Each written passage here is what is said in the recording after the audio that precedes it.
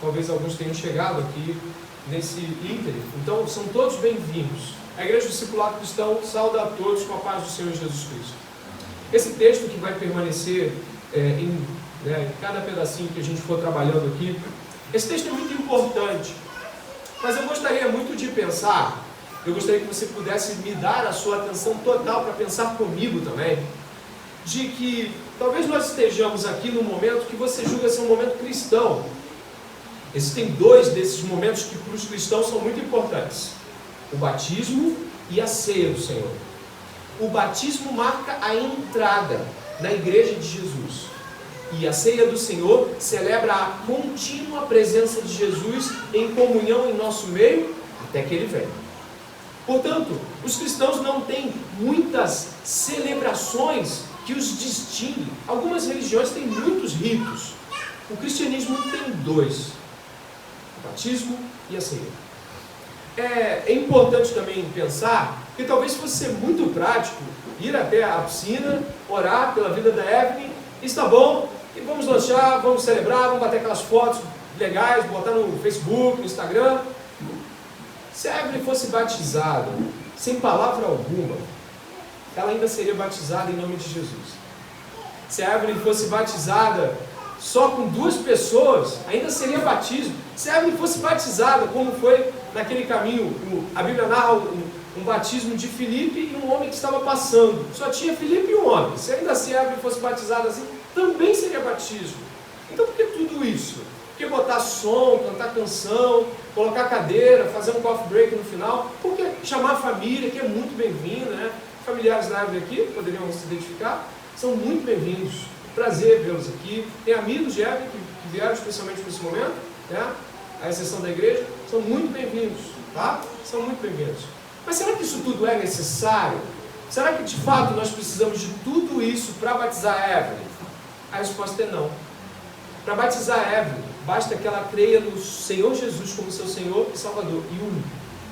E água, e eu já vi relatos de batismos assim, de gente que não tinha nem água direito, mas tinha Jesus e tinha o Espírito Santo. E estava lá. Então por que fazemos isso? Talvez para as pessoas que estão aqui hoje e conhecendo só um pouco da história da Evelyn, não dá tempo de conhecer tudo, mas um pouco da história da Evelyn, talvez para algumas pessoas possa ser uma mudança de religião ou abraçar uma religião. Né? Começou uma história de religião na vida da Evelyn. E todo mundo conhece mais de uma religião. Né? Tem o Islã, o Espiritismo, o Catolicismo Romano, o Protestantismo, que é a Igreja Evangélica Protestante, a qual nós estamos aqui hoje professando fé. Existe o Budismo, Hinduísmo, existem seitas tribais, existem muitas religiões. Então, é tentador pensar que talvez estejamos hoje pensando também assim. Evelyn está abraçando uma religião. Então ela está aqui para fazer um ritual que faz parte da religião cristã, o batismo. E talvez você possa pensar como qualquer pessoa normal. Quando alguém abraça uma religião, ela abraça as regras daquela religião. Isso pode, isso não pode. Isso faz, isso não faz. Não é? Então você, por exemplo, se você fosse um islâmico, você teria que parar onde quer que você estivesse, se ajoelhar na direção de Meca e orar para Allah. Você já deve ter ouvido falar de religiões que têm inúmeros rituais. Talvez você possa pensar assim: a Evelyn agora, poxa, ela vai ser batizada, tu vai ver, ela vai ficar mais calma, vai descer um sossego nela, não vai bater mais de frente. É o sonho de qualquer pai e mãe na vida, né? É uma religião que Deus sossega leão quando o filho é bravo. Talvez você esteja pensando também, eu estou só somando algumas coisas do tipo, a religião. A religião é assim, a pessoa entra numa religião, ela fica totalmente tapada com aquela religião. Entendeu? A religião fala ai, ela fala ai. A religião fala oi, ela fala oi. Sabe como é? Abraçou uma religião? É só esse o assunto. Talvez você possa pensar também que, ao abraçar uma religião, o líder fala o seguinte: planta a bananeira. Quantas? Flexão. Dá dinheiro. Engraçado, mas essas coisas estão na cabeça de pessoas que pensam que outras, quando abraçam a religião, abraçam esse conjunto de regras. E eu vou te falar uma coisa que talvez possa surpreender. Você não está errado se você pensar assim. Porque, de fato, as religiões trabalham com regras. Você quer saber por que as religiões abraçam regras? Quer saber? É porque com essas regras as pessoas se sentem aceitas naquela religião. Quando elas quebram as regras, sabe o que acontece com elas? Elas sentem mal com aquela religião. Então fica uma coisa de, se eu fizer tudo certo, o pessoal lá da minha fé vai falar, pô, você é um bom cristão, você é um bom islâmico, você é um bom judeu, né? Mas se eu fizer umas coisas erradas, olha, tá fraco na fé, olha, largou a lá, eu acho que não tá levando o legado de Allan Kardec a sério. O que eu quero dizer com isso? Religião é regras. Sim, você está certo. E quando alguém abraça uma religião, ela abraça regras. Você não está errado de pensar assim. Talvez nossa dificuldade seja com o cristianismo. Eu vou te dizer por quê. Porque se você pegar a ideia da religião, ela realmente requer regras. Mas se você ler o que está escrito ali, você vai se assustar. Está assim, ó. A lei veio, a lei é a lei de Deus, ou seja, aquilo que Deus requer do homem. Está claro? A lei é o que Deus requer para que o homem seja aceito. Está entendendo isso? Se você cumprir a lei de Deus, você é aceito por Deus. É uma lógica muito. Mas olha o que você vai ler ali. A lei, você pode ler comigo, por gentileza? A lei veio para que aumentasse a ofensa, mas onde aumentou o pecado, aumentou muito mais ainda a graça. Como assim? As leis das religiões não são para que eu cumpra e esteja tudo bem? Só que no cristianismo existe um problema para ser resolvido. A lei de Deus, quando vai até o homem e o homem tenta praticá-la, se é que ele tenta, ele não consegue. Olha que coisa interessante. O ser humano, diz a Bíblia, está tão afastado de Deus que ele, quando vai cumprir as leis de Deus, ele não consegue. E aí, para que serve a lei de Deus? Imagina o seguinte: para entrar na minha religião, você tem que dar um salto daqui até quase lá na piscina. E aí você tenta, você tenta, você tenta, você tenta. Aí chega um momento que você diz, eu não consigo. E aí vem outro. Tenta, tenta. Aí você, sabe o que vai acontecer? Você vai falar assim, mas eu tento, eu não consigo. Por quê? Porque só eu consigo dar esse passo. E se você de fato estivesse comigo e fosse em mim, também daria. Nós, homens, nos afastamos de Deus e criamos religiões para que possamos ser aceitos entre nós mesmos. Significa, então, que quando nós criamos nossas crenças, fazemos de tal modo que a gente possa conseguir. Então, eu dou dinheiro e me sinto bem. Eu assisto todos os cultos e eu me sinto bem. Eu vou lá e presto auxílio aos pobres, eu me sinto bem. Eu minto menos do que eu mentia, eu me sinto bem. Só que Deus fala o seguinte: a lei de Deus é inalcançável, porque o homem está num sentido completamente oposto a Deus. Você e eu não queremos Deus. Logo, quando nós falamos, eu vou tentar acertar a tua regra, a gente não consegue. E aí a lei de Deus só mostra uma coisa: de que estamos distantes dele e ofendemos ele todo o tempo. Logo, abraçar o cristianismo é abraçar uma religião onde as leis e as regras são inalcançáveis. Você está entendendo como isso é difícil para o homem? E aí eu vou ressaltar uma fala que o meu irmão, o diácono Adonias, disse no domingo à noite. Isso é um milagre. Se eu não tenho como alcançar o padrão de Deus, eu desisto. Caio na devassidão, vivo no meu mundo particular de regras. Ou eu me ajoelho e digo, Senhor, eu não consigo parar de mentir. Senhor, eu não consigo parar de adulterar. Eu não consigo parar de fazer tudo isso que o Senhor diz, que além de ser uma grande ofensa para o Senhor, faz mal a mim. Vocês estão entendendo? Isso é arrependimento. É quando eu não alcanço Deus e me ajoelho e me rendo ao fato de que Deus é inalcançável, partindo daqui para lá. a fim de que, como o pecado reinou pela morte, assim também a graça reinasse pela justiça que conduz à vida eterna. Por meio de quem? Existe um nome que leva, olha ali, ó, vida eterna e Jesus. Existe um nome que nos recomenda a Deus. Agora pare e pense. O homem é mau e pratica muitas coisas más durante toda a sua vida, ok? Mas como ele vai alcançar a Deus? E mais, e as coisas más que ele fez? Como é que ele vai limpar a ficha dele? Acha que dá? Não. Deus enviou seu Filho em forma de homem para que Jesus pagasse pela minha mentira, meu adultério, meu roubo, minha incapacidade de me aproximar com Deus. E Jesus veio para nos salvar, pregou a nós salvação. Para comprovar que a gente é ruim mesmo, o que fizemos com Jesus? Matamos Jesus. Olha a diferença do que nós estamos falando. Você está querendo ser de Deus, só que o teu histórico tem, entre outras coisas, pecados que levaram Jesus à morte. Olha agora o drama disso. Não queremos Deus, Deus nos quer. Ele manda seu filho para nos salvar. Matamos o filho dele. Isso é maldade sobre maldade, sobre maldade, sobre maldade, sobre maldade. Te pergunto, só para fechar essa parte, existe alguma coisa que você possa fazer a Deus que possa cobrir as maldades que você fez, inclusive as que fez com o filho dele? A resposta é muito simples, né?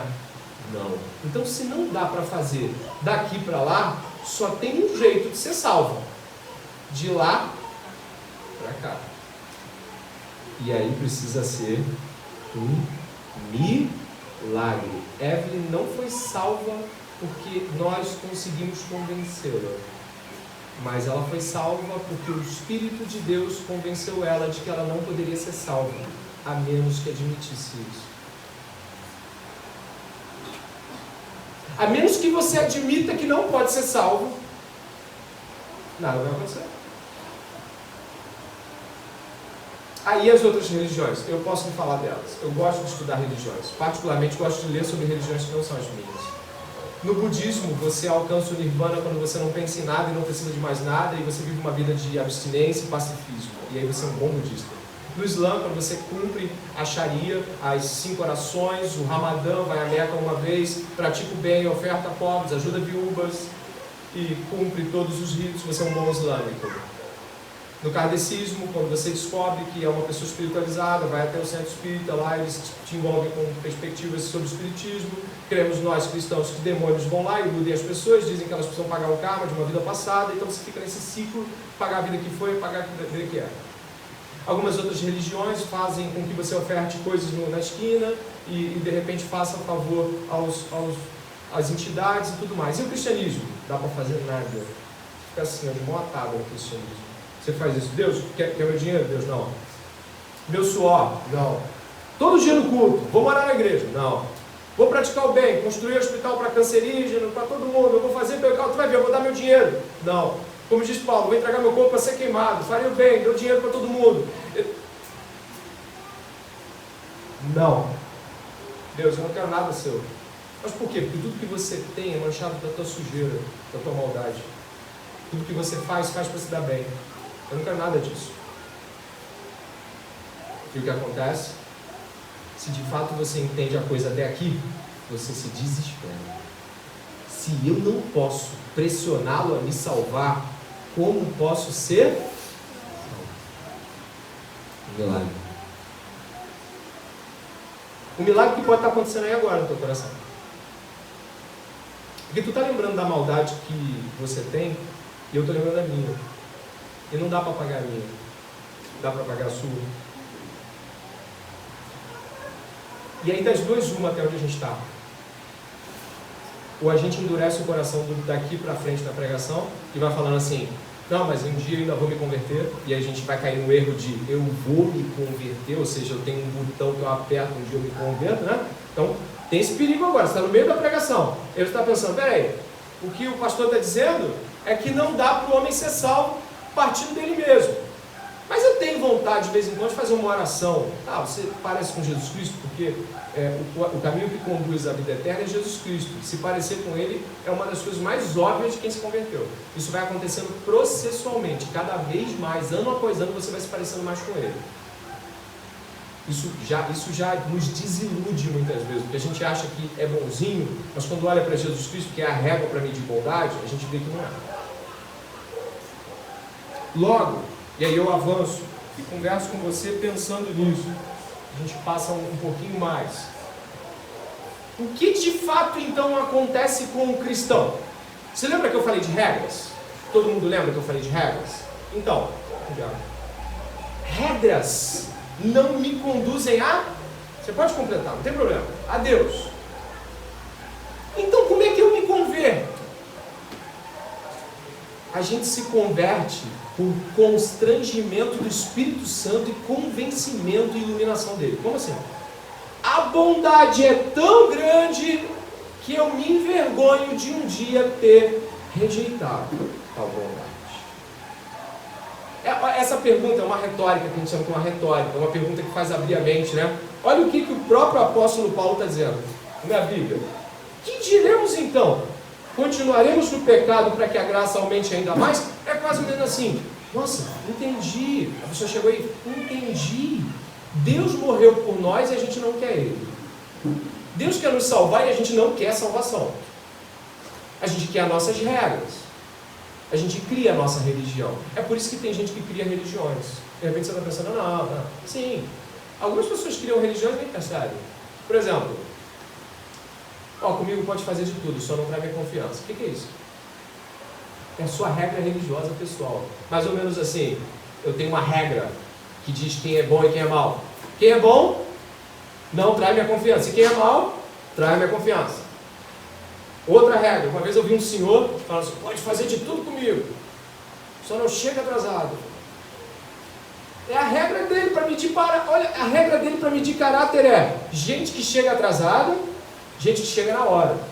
Se você chegar na hora, ele fala, você é um cara de caráter. Se você chega atrasado, você não tem caráter. Mas tem muita coisa que eu e você fazemos como regrinhas pessoais. Regras de aceitação. Faça tudo. Só não me traia. Eu não admito traição. Você já ouviu essa frase? Eu não admito. Traição não tem volta. Isso é uma religião pessoal. Porque se Jesus fosse aplicar esse negócio na gente, estava ferrado, porque a gente traía ele o tempo todo. Qual o problema disso? Você pode não ser de nenhuma igreja, de nenhum centro espírita, você não pode ser nada disso, ainda assim ser uma pessoa altamente religiosa.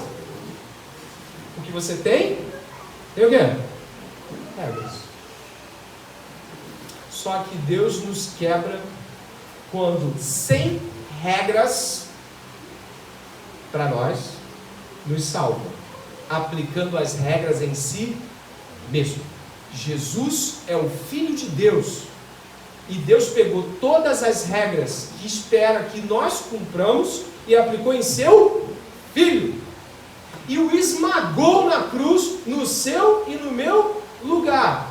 O que a gente faz quando descobre isso e está sendo salvo? O que eu vou fazer? Eu não vou mais continuar no pecado. Por quê? O amor de Deus nos constrói. Logo, aquela pessoa que você via fazer x coisa, agora você vê ela fazendo diferente. E aí você fala, o pessoal da religião dela está mandando. Pergunta para um cristão. Ele vai falar para você, eu não estou parando de mentir porque mandaram na igreja. Eu estou parando de mentir porque Jesus Cristo morreu por mim. E Ele é um homem honesto, o mais honesto que existiu. Eu quero me parecer com Ele, eu quero ser grato a Ele, eu quero demonstrar isso, eu quero ser como Jesus. E se você mentir um dia? Se você mentir um dia, vai ter graça para me perdoar. Porque se eu não fui salvo por regras, não deixarei de ser salvo por elas. Quando nós estamos diante disso, sabe sobre o que estamos falando? Estamos diante do Evangelho. Qual é a boa notícia? Deus salva pessoas sem precisar delas. Deus salva pessoas sem precisar que elas cumpram regras. E aí elas passam a fazer e cumprir regras de Deus, em gratidão a Deus. Sem, no entanto, com isso, nunca levantar a mão e falar assim, Está vendo como é que eu sou bom? É por isso que Deus me quer. Nunca um cristão genuíno falaria isso. Porque ele foi salvo pela graça. Graça é boa vontade. Boa vontade de tal modo que eu não faço o que você ama. Já ouviu aquela frase, se alguém bater no seu rosto, dê outra face? Difícil, né? Impossível ao homem. A não ser que ele lembre que ele bateu na face de Jesus, que Jesus deu ao homem. E aí ele repete por graça. Eu não sei até que ponto isso já te alcançou. Mas eu continuo dizendo, para chegar até o batismo, que a Evelyn e qualquer cristão aqui hoje nunca foi salvo pela lei de Deus cumprindo-a, mas porque um justo, Jesus, cumpriu ela. E se você me perguntar se eu já pequei depois do meu batismo, a resposta vai ser óbvia. Muitas vezes e vergonhosas vezes. E se você me perguntar se isso me tirou do caminho, eu vou lhe dizer não, porque quem me pôs no caminho me endireita em cada momento no mesmo caminho que me pôs. A graça de Deus para me salvar e a graça de Deus para me sustentar no caminho. E isso é evangelho. E pasmem, por mais que o cristianismo seja uma religião, ele não começa com uma religião. O verdadeiro cristianismo começa no evangelho. O anúncio de que um Deus bom salva gente ruim que nem você e eu, sem precisar da gente. Isso choca. Isso perturba. Quebra teu ego, tuas regras, teu eu. E aí, que diremos, pois? A gente continua pecando depois que sabe dessa notícia? Se de fato entendemos e fomos iluminados por Deus, a gente se dobra a isso. E reage a isso, como os cristãos terminam seus cultos, né? Amém. Assim seja. De modo nenhum. Você pode ler? Como viveremos ainda no pecado, nós que já morremos? Estamos começando a tatear o batismo. Estamos começando a tatear o tema batismo. Tendo passado, é claro, pelo tema evangelho.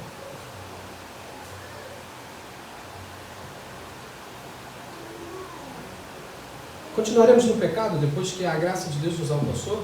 Depois que o favor de Deus foi demonstrado a nós? Não. Isso é importante porque o batismo vai começar a ser tateado. Olha só. A gente continua. Ou será que vocês ignoram que todos nós que fomos, pode ler a partinha azul? Batizados em Cristo Jesus, fomos batizados na sua morte? Fomos sepultados com Ele na morte pelo batismo, para que, como Cristo foi ressuscitado dentre os mortos pela glória do Pai, assim também, olha aquela mudança que te falei, pode ler, assim também nós andemos em novidade de vida. Porque cristãos mudam, porque não tem como não mudar. Você está respondendo aquilo que foi feito em você. Você não está mudando porque a igreja botou um manual de regras. Você está mudando porque é inevitável se comportar igual depois desse constrangimento amoroso de um Deus bom e eu mau. Depois que a gente ouve o Evangelho, existem coisas das quais a gente não consegue mais fazer tranquilo. Pecado é um deles. A gente não consegue mais errar, pecar e tá tudo bem, toca o carro. Isso perturba aqui dentro. E onde o batismo está nisso? É sabido que Jesus Cristo foi morto, antes torturado e morto por nossos pecados sob a mão de um governador romano chamado Pôncio Pilatos. Jesus Cristo foi morto e no meio da tarde, retirado da cruz, foi levado até uma sepultura e foi deixado lá. Passou a sexta, o sábado e na madrugada de domingo algo que ninguém esperava aconteceu. uma grande luz assustou os guardas e anjos apareceram e moveram a pedra. Isso não é história religiosa. Eu estou anunciando uma notícia que aconteceu. Eu não estou contando a história da religião. Eu estou lhe falando, isso aconteceu. E aí, o morto saiu vivo de lá. Ele apareceu às mulheres que iam colocar bálsamos no seu corpo. Depois ele apareceu aos discípulos diretos. E diz o apóstolo Paulo em 1 Coríntios capítulo 15, que depois de aparecido a Pedro e aos discípulos, apareceu a mais de 500 pessoas reunidas de uma só vez.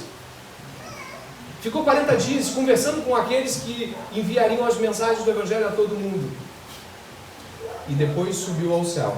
Está à destra de Deus Pai, de onde virá julgar vivos e mortos.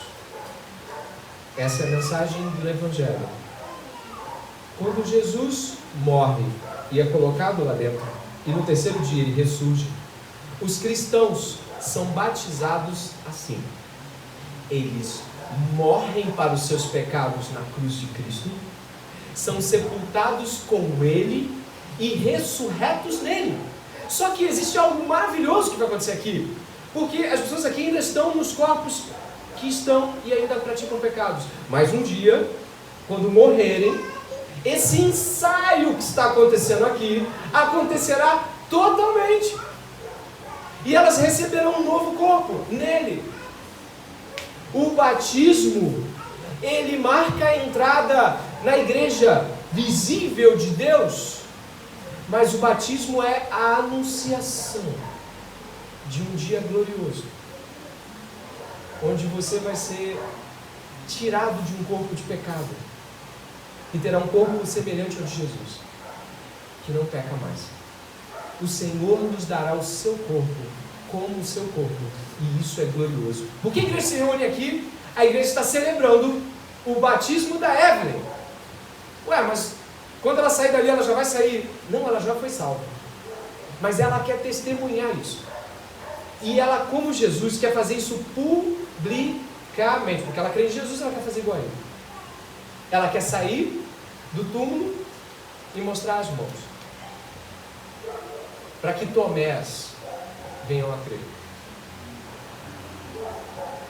E existem Tomés aqui hoje, porque em todo batismo e em toda anunciação há aqueles que não creem, para que possam crer. Portanto, talvez você pense assim: poxa, pastor, é tudo muito bonito, mas eu não estou sentindo nada aqui comigo. Eu não estou pedindo você sentir nada. Eu estou lhe dando uma mensagem. Eu não tenho poder de convencimento. Eu estou anunciando uma mensagem. Você vai ser julgada por ela ou salva por ela. Se você receber Jesus hoje aqui, você será salvo por essa mensagem. Se você rejeitá-la, será julgado por ela no último dia. Em ambos os casos, a mensagem cumprirá o seu destino: de salvação ou de juízo, condenação. Portanto, estarmos aqui hoje é darmos testemunho de que Jesus continua salvando pessoas, e de que a mensagem do Evangelho que não são regras, mas uma mensagem de salvação, continua ecoando em nossos corações. E antes de orar, e depois convidar a Evelyn para vir aqui à frente, antes de orar, eu quero apelar. Sabe o que significa? Eu quero, de alguma forma, ser propício ao seu coração, de tal modo que eu possa alcançar você e dizer: talvez você seja uma pessoa endurecida por anos de religião. Faça isso, ou faça aquilo. Talvez você seja uma pessoa que veio aqui apenas para saudar a vida da Evelyn, abençoar ela com a sua própria presença. Amém? Mas Jesus chamou você aqui para te salvar. E se você se quebrantar e se arrepender de toda a sua vida pecaminosa e do fato de ter vivido uma vida só para você mesmo, e de que Deus te deu uma vida e você vive ela para você, Pode haver salvação se você se arrepender e se o Espírito Santo vier sobre a sua vida. Eu apelo ao seu coração nesse momento e peço que a igreja ore, porque nós precisamos hoje ter a consciência de que o Espírito Santo está aqui na igreja e ele está falando a pessoas, e ele está convencendo pessoas: você é mau e não vai conseguir dar conta disso sozinho. Vai chegar no último dia, você vai para o inferno. E vai para o inferno sabendo de que havia uma chance para ser salvo naquela tarde do dia 5 de outubro. Diz o livro de Hebreus assim: não endureça o seu coração como no dia da rebelião, mas no tempo que se chama hoje, se arrependa e ouça a voz de Jesus. Se arrependa da mensagem do Evangelho. A gente vai orar junto aqui. E eu espero que essa mensagem da morte, da ressurreição, do batismo possa ter alcançado o seu coração. Porque toda vez que eu prego ela, eu lembro dela, ela vibra no meu coração. Vamos orar?